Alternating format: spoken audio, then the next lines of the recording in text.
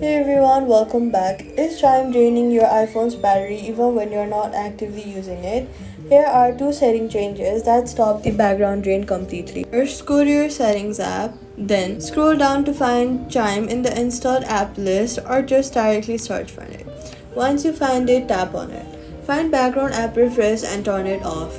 This stops Chime from continuously syncing your account's data, checking for new transactions, and refreshing in the background when you're not using the app, which silently drains your battery through the day.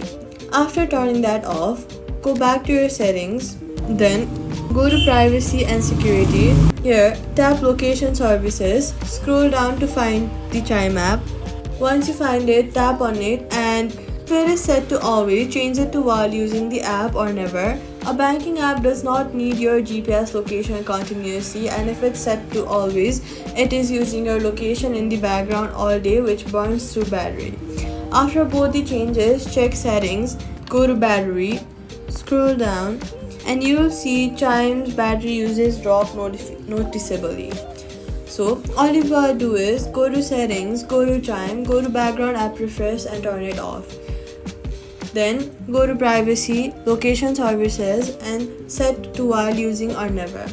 Battery drain will stop and that's it. Subscribe.